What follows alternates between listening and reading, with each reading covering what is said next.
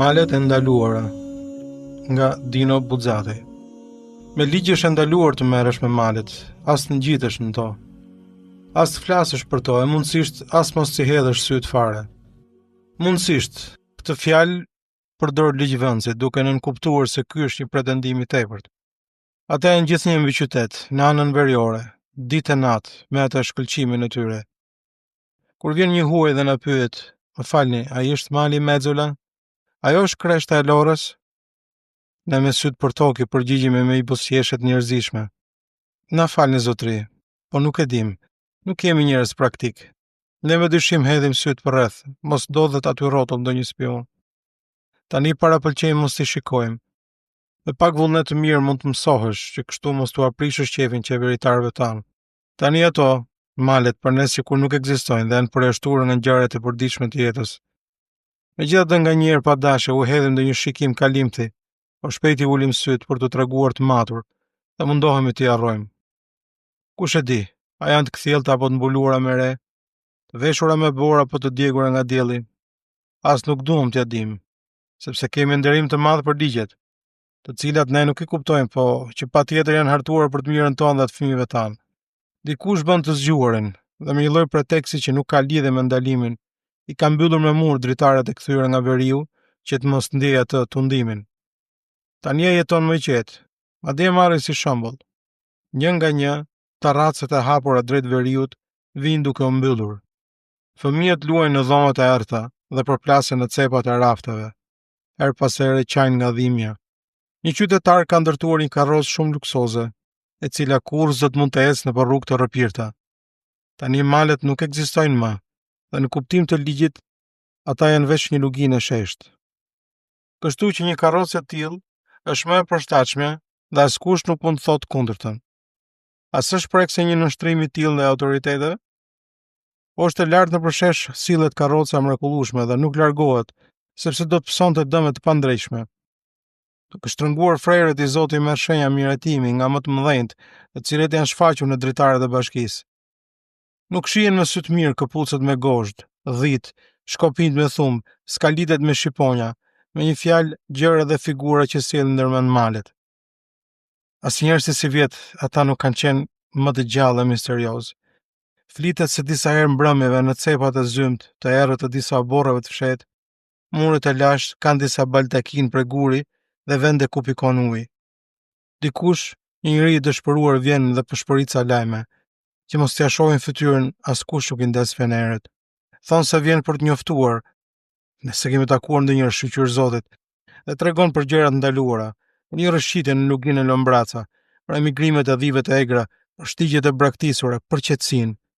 Të tjerët e dëgjojnë, nuk i japin të njohur njëri tjetrit, dhe sa hapin gojën që të mos i njohin nga zëri. Ka net që të mbyllur në shtëpi, të lodhur nga punët e ditës, nuk gjejmë ngushëllim nga gjërat që na rrethojnë. Ndaj pranojmë, na ndodh që bëjmë edhe biseda të çuditshme. Po kujtohet se para 5 vjetësh, ja nis të flas një mik brenda dhomave të përgjumura, pastaj hesh dhe mban vesh. Zëri i tij ka një theks të tillë, sikur nuk është mësuar me biseda të tilla.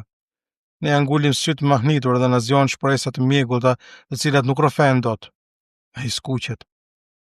Më kujtohet një herë, Viona nguron sikur e ndjen rrezikun, ndërsa eca fillikat dëgjova që më thirrën. Në zhvend, pyet Fausti me një ironi të lehtë. Po ishte një zë i thellë, vazhdon Antoni pa i vënë vesh, dhe thriste, Onjo, Onjo, vetëm 2 metra larg meje, me një flak të frikshme, e duke sikur talle me mua. Ku kështu? Ngulmon Fausto. U ktheva më njëherë, po nuk pash njeri.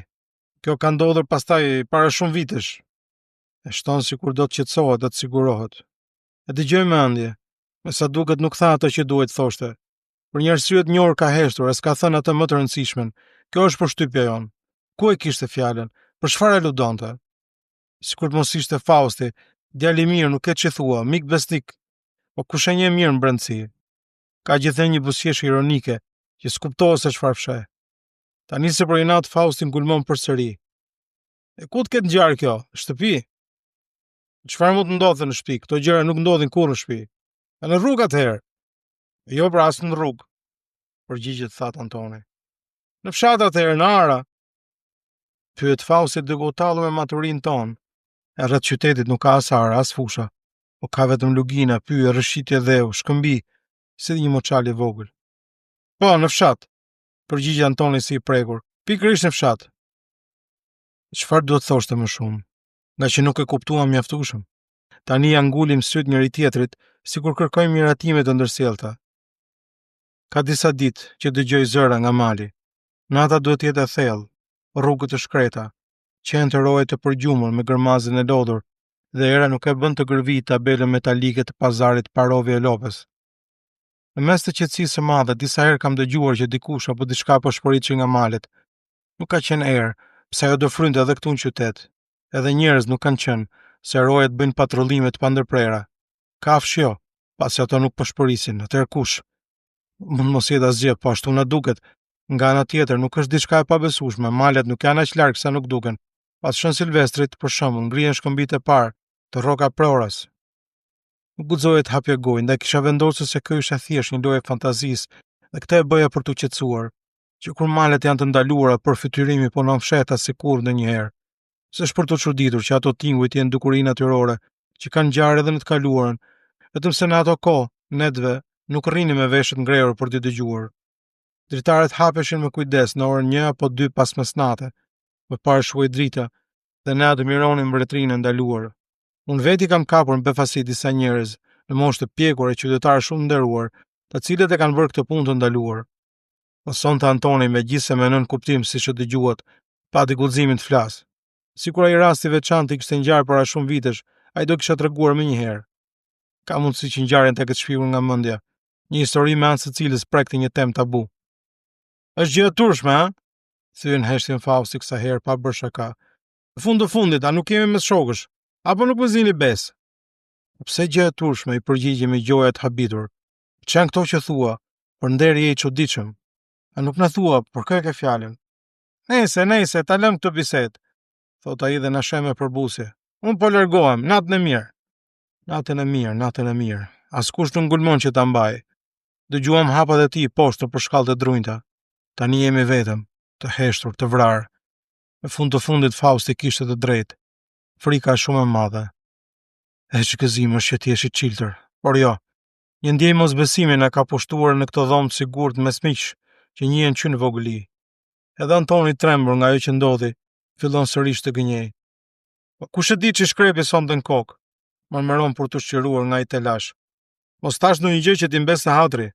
Mbase nuk e the atë për cilën ati duhet t'i mbeste hatri. Flet Pietri me kunj, sikur do të marr hak. Po pse?